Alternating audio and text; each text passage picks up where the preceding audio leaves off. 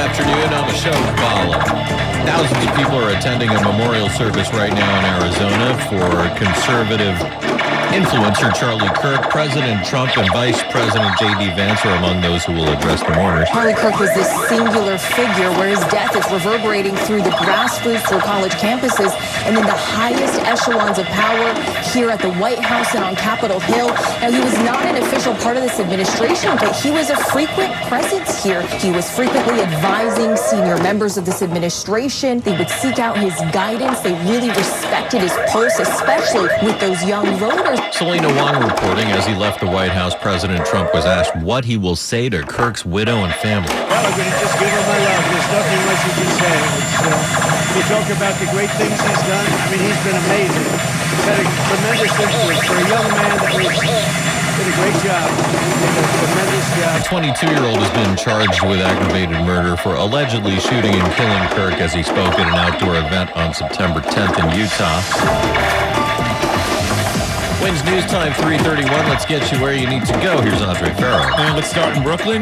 Big delays on the eastbound Belt Parkway, bumper to bumper from Flatbush Avenue to Cross Bay Boulevard, and you're slow east and west between Coney Island Avenue and the Verrazano Bridge. Staten Island's showing some action if you're traveling on that eastbound side of the Staten Island Expressway, trying to head towards Victory Boulevard. We have a stall coming off of the Bayonne Bridge and heading eastbound on the Staten Island Expressway. This is having a back effect on the eastbound Staten Island Expressway all the way back to the Goethals Bridge, and that's going to be so. Even the outer bridge has some volume Staten Island bound. Here's what you need to know about the bridges and tunnels. Well, you're 30 minutes into the George, 35 on the outbound side, 30 minutes into the Lincoln and Holland. Go outbound Lincoln over the outbound Holland. If you're thinking about using the Manhattan Bridge, Manhattan bound, I wouldn't, because you have the St. Gennaro's feast going on, and the delays over by Bowery and Canal are severe. Delancey Street as well. So I would just stick with the Williamsburg if that works for you. Maybe even the Brooklyn Battery Tunnel, which does have some volume headed up towards the Prospect. Andre Farrow, 1010 wins at 92.3 FM. Checking the AccuWeather forecast now with meteorologist Matt Bebb. And quiet here for the remainder of this afternoon. And for tonight, we'll call it comfortable, clear to partly cloudy. Temperatures falling down to low 58. Tomorrow, plenty of sunshine. A bit warmer for the first day of autumn, high of 74. Then taking a page out of summer for Tuesday, noticeably warmer and more humid. See a few more clouds around through the day with a shower or two possible by the afternoon and into Tuesday night. Maybe even a rumble of thunder with a high of 82. And not quite as warm for Wednesday. Another shower in the area with a high of 78. Right now, it's 70 degrees in Central Park with a relative humidity at 43%. Repeating, the current temperature is 70, falling down to 58 tonight in Midtown. I'm meteorologist Matt Benz on New York's weather station, 1010 Wins on 92.3 FM. Lawmakers in Washington have 9 days to fund the government or face a shutdown. Senate Democratic leader Chuck Schumer on CNN. Hakeem Jeffries and I have now demanded to sit down with Donald Trump, because that's the only way to avoid a Trump shutdown. The Republican leadership is listening to Trump and not talking to us. Senate Majority Leader John Thune says he won't negotiate with Schumer till he knows what Mr. Trump is willing to sign. Democrats are demanding a short-term funding bill that extends health insurance subsidies under the Affordable Care Act. The president spoke with reporters last night. He was asked if he'd meet with Schumer and Jeffries. I will, but they don't care about crime. They want to keep men and women sports. They want all this stuff. They don't change. They haven't learned from the biggest meeting they've ever taken, just about. I'd love to meet with them, but I don't think it's going to have any impact. Britain's royal family is facing controversy after a newly revealed email shows Sarah Ferguson, the Duchess of York, once called Jeffrey Epstein a, quote, supreme friend. The 2011 email was reportedly sent to calm Epstein, who had threatened to sue her for defamation after she had distanced herself from the convicted sex offender. Ferguson's spokesperson says she was taken in by Epstein's lies and later publicly condemned him. The story brings attention back to Prince Andrew's ties to Epstein, which forced him to step back from royal duties and settle a lawsuit accusing him of sexual abuse. Some Democratic lawmakers are reacting to reports that President Trump is pressuring Attorney General Pam Bondi to bring criminal charges against his political enemies. Democratic Senator Chris Murphy of Connecticut tells ABC the United States is quickly turning into a banana republic given threats from President Trump. It is unconstitutional and deeply immoral for the president to jail or to silence his political enemies. And it will come back and boomerang on conservatives and Republicans at some point if this becomes the norm. He told ABC's This Week there are two standards of justice in the United States. Brian Clark, ABC News. The president was asked about his publicly putting pressure on Bondi to carry out prosecutions. It comes after Mr. Trump forced out the Attorney General for the Eastern District of Virginia after his office failed to find incriminating evidence against New York Attorney General Tish James. I mean, I look at the facts like everybody else. You read the facts, and to me, she looks terrible. She looks like she's very guilty, but that's going to be up to the DOJ. The president is nominating senior White House aide and longtime legal ally Lindsay Halligan as U.S. Attorney for the Eastern District of Virginia. Chapel Roan is in town playing 4 shows in Queens. That's next in 1010 Wins Entertainment on 92.3 FM. 1010 Wins Entertainment. Chapel Roan is here in the city this weekend. Tonight it's the second of 4 sold-out shows at Forest Hills Stadium. Part of a limited U.S. run added to her European tour. Cam, are you okay? I think something's off. Now we playing some football! Jordan Peele's Him came in second place this weekend at the box office. $13.5 million. Anime hit Demon Slayer Infinity Castle hanging on to the top spot with another $17.3 million. That film has now passed $555 million worldwide, making it the top grossing anime movie of all time. The opposite, a big, bold, beautiful journey. Despite Margot Robbie and Colin Farrell, it's a bomb. Just $3.5 million and a 6th place finish. Entertainment on 1010 Wins. The News Watch never stops. This is 1010 Wins at 92.3 FM. You give us 22 minutes, we'll give you the world.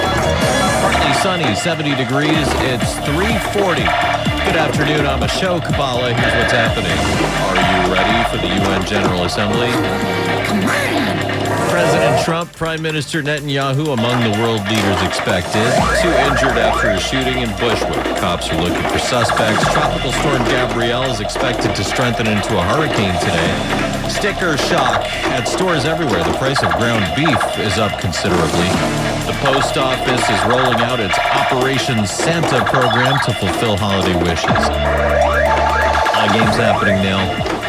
Got the Mets and the Nets, the Yanks and Orioles, the Jets are in Tampa. Tonight, the Giants host Kansas City. AccuWeather says partly cloudy, nice tonight.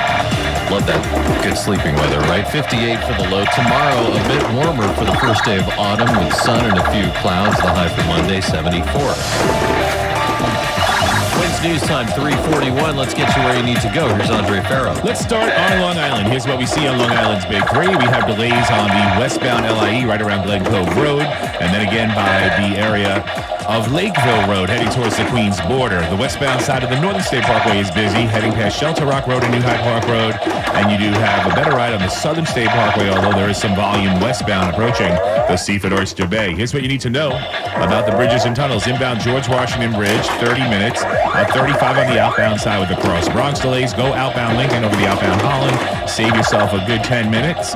Inbound, both are around 25. We're seeing a little bit of an improvement. The Goffles has been slow Staten Island bound. What's not helping is coming off of the Bayonne Bridge and heading eastbound on 440 and passing 440, I should say, on the eastbound side of the Staten Island Expressway. There's a stall there knocking out a lane. That's causing some bigger delays, not only eastbound, but westbound in that area by Victory Boulevard.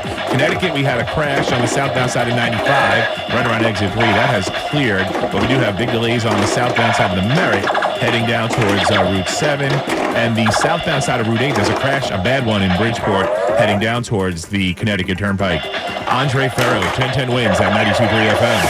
That time of year is here when driving in Midtown makes even less sense than usual, and final preparations are underway for the 80th session of the UN General Assembly, with more than 150 world leaders arriving this week, including President Trump and Israeli Prime Minister Netanyahu. Here's Mayor Adams. Our posture is elevated out of an abundance of caution, given the global environment. We will have thousands of officers, canines deployed, and we will be protecting New Yorkers and visitors underground in our subways as well as on our streets surrounding the United Nations. The NYPD will be using drones, motorcades, counter-terror teams, heavily armed patrols, especially as the Jewish high holidays start tomorrow night.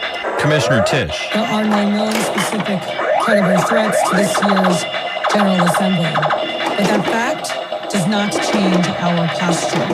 The NYPD remains fully prepared with a layered security plan designed to meet the need. I don't think I have to tell you there will be major street closures and gridlock. You already know. Of course, officials urge everyone to take mass transit, but if you don't have a choice, we got you covered with traffic every 10 minutes on the ones. The first ever NYC bakery run is a half marathon where carb lovers burn them off right after eating pastries, apparently. It kicked off this morning at La Cabra, a cafe in Bushwick. So technically everyone did get up for their morning run. They just so happened to end up at a bakery. Obviously, the bakeries are my motivation, so came with an appetite. I have a huge sweet tooth. I think we're going to get all the carbs on the course. I get it. Imagine hitting your personal best with a croissant in your hand. The events organizer and founder of Tipster, Simon Evers, says. So we have people from like all over the world who asked us to take events to their city, and we basically just want to showcase the bakery scene. Now, where's everyone excited to go? This whole race revolves around Radio Bakery for me and Libre. Radio Bakery can do it. I'm really excited for L'Apartment 4F. I'm sold. I think it's time I pick up running. And it's totally not for the sweets. Amanda Alexander, 1010 wins on 92.3 FM at La Cabra. You remember that Con Ed substation that was right by the UN for decades? It's so weird walking in that neighborhood now because it's this giant gaping hole. You're looking across the river. Now, Freedom Plaza, a massive $11.2 billion project that will rise up on that site, has committed to making all apartments permanently affordable. At 1,080 units, that makes it the biggest commitment of its kind in over a decade. The Community Advisory Committee votes tomorrow on whether to advance the proposal. 4 of the 6 members must approve it or the project's dead. Developers say Freedom Plaza would also deliver public green space, retail, thousands of union jobs. 2 hotels from Mohegan and the owners of Banyan Tree will also include what they call modern gaming for those 21 and over. A driver is facing charges after a construction flagger was killed in a hit and run Friday morning in Queens. Cops say Devanand Budai, who's 25, was speeding on the eastbound Nassau Expressway when he struck Isabel Alvarez, 44. She was directing traffic near exit 1N. Alvarez pronounced dead at the scene. Budai fled but was arrested a short time later. He is charged with assault, reckless driving, and leaving the scene of an accident. In Brooklyn, a shooting just after 4:30 this morning on Montrose Avenue has left 2 injured. A man, 26, grazed on the left thigh. A 28-year-old man was hit in the left leg. They're both in stable condition at nearby hospitals. No arrests yet. The investigation's ongoing. NATO is sending a warning to Russian President Putin this weekend. UK fighter jets flying over Poland in a NATO air defense mission, a direct response to over 20 Russian drones that crossed into Polish airspace earlier this month. The UK Defense Secretary calling it a successful operation to defend our allies from reckless Russian aggression. And just days ago, 3 Russian fighter jets accused of violating Estonia's airspace, flying for about 12 minutes over NATO territory. NATO scrambling jets to intercept. EU's foreign policy chief blasting it as an extremely dangerous provocation, warning that Putin is testing the West's resolve. Selena Wong reporting President Trump's Justice Department has shut down an FBI investigation into Tom Homan, his appointed border czar, after Homan was recorded accepting a $50,000 cash payment from undercover agents last September. The cash was in a bag from fast casual restaurant Kava. Officials say prosecutors found insufficient evidence to pursue charges, including bribery or wire fraud. The case drew scrutiny because the decision came as Homan prepared to take a federal role under the Trump administration. Homan, a former ICE acting director, has denied wrongdoing, and White House officials called the investigation politically motivated. Tropical storm Gabrielle, the 7th named storm of the Atlantic hurricane season, is expected to strengthen into a hurricane today. Forecasters say Gabrielle will pass east of Bermuda tomorrow, staying over open waters, and swells from the storm could reach the east coast from North Carolina to Atlantic Canada, creating life-threatening surf and rip currents. No watches or warnings are currently in effect. Hey, when you go to the store, is it sticker shock all around? Like, do you think I want to pay that much for an avocado? An Associated Press poll shows more than half of Americans say grocery costs are a major source of stress. Economists point to drought, tariffs, and supply chain shortages as drivers. And with beef prices leading the surge right now, ground beef up nearly 13%, families are forced to stretch every dollar. Amanda Starantino reporting. Of course, you can comparison shop. That avocado is usually cheaper at another store a block or two away and just as good. People know that you can do that, right? I don't know. I feel like people don't realize that. A group of U.S. leaders say they would like to see more military-to-military dialogue with China. The delegation was led by Democratic Representative and member of the House Armed Services Committee, Adam Smith. So we want to have that dialogue on a number of issues. And certainly, trade and economics is at the top of the list. But we are also mostly representatives of the House Armed Services Committee. So very focused on our mill-to-mill conversations. The bipartisan congressional visit with China's premier was the first to visit Beijing since 2019. Dear Santa. The post office is rolling out its Operation Santa program. We'll tell you about that. But first, Wins News Time 3:51. Let's get you where you need to go. Here's Andre Farrow. And let's go to the crossings. Here's what you need to know about the bridges and tunnels. Well, if you're using the Whitestone and Bronx Neck bridges, even the Triborough heading towards Queens, just some slight volume. Bronx bound is a better ride for you, but you do have some issues east and west on the Grand Central Parkway near Steinway Street, slowing you down in Queens. And the Triborough Bridge Manhattan span, lots of volume heading towards the Harlem River Drive. The West Side Highway is way better than the Harlem River Drive FDR combo round trip, but the West Side Highway is not perfect. You do have delays passing the Lincoln Tunnel on northbound right around 42nd Street, and southbound heading down towards Chelsea Piers. You do have some action there as well. Here's what you need to know as far as the George, Lincoln, and Holland go. Well, the inbound George Washington Bridge is going to cost you 30 minutes, about the same as the inbound Lincoln and Holland. Outbound George is 25 to 30 with the cross Bronx delays. You have a southbound stall in the Bronx right by the Bronx River Parkway and heading down towards Pelham Parkway. I would still go with the outbound Lincoln over the outbound Holland and save at least 10 minutes. Andre Farrow, 1010 Wins at 92.3 FM. Now the AccuWeather forecast with meteorologist Matt Benz. And not too much happening with regards to significant weather here across the tri-state through tomorrow, but things begin to change here towards the midweek. Tonight, though, clear to partly cloudy, comfortable, low 58 in Midtown, falling back into the lower 50s in many suburbs. Tomorrow, mostly sunny, a bit warmer for the first day of autumn, high 74. Tuesday, though, will take a page right out of summer as it turns a bit more humid, noticeably warmer as well with a few more clouds. There can also be a shower in spots Tuesday afternoon into Tuesday night with a high of 82.